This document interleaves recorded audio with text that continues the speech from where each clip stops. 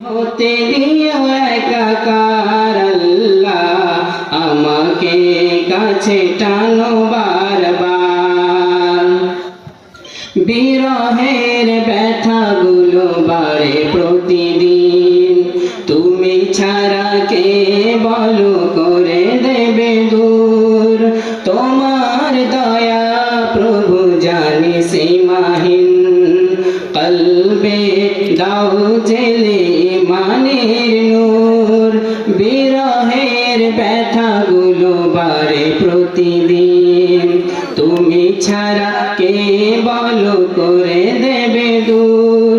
তোমার দয়া প্রভু জানি সীমাহীন, কলবে দাও জেলে ইমানের নূর। বেলা শেষে কেউ নেই সান্ত্বনা তোমাতে, বেলা শেষে কেউ নেই সান্ত্বনা তোমাতে। তুমি ছাড়া নেই কেউ আমার আল্লাহ, আমাকে কাছে টানো বারবার। তোমাকে ডাকি যদি একবার আল্লাহ, আমাকে কাছে টানো বারবার। যদি পথ ভুলে যায় আমাকে দিও ঠাই, যদি পথ ভুলে যায় আমাকে দিও ঠাই। দিও দিশা এইটুকু আবদার আল্লাহ, আমাকে কাছে টানো বারবার।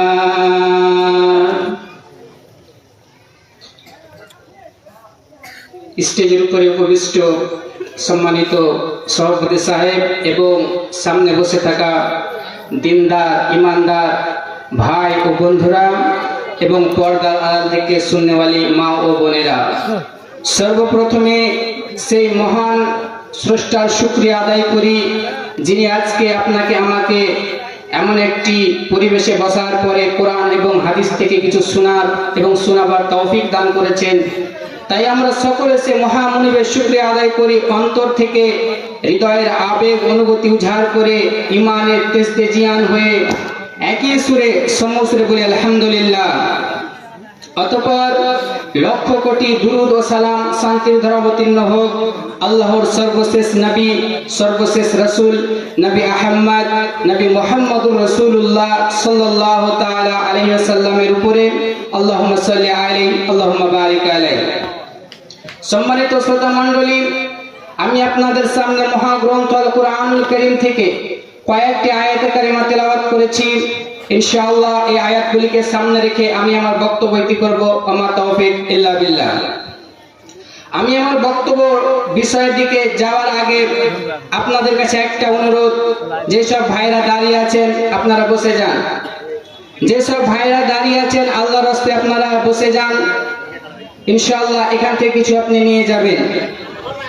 বসে যান সামনের দিকে, বসে যান সামনের দিকে বসেন।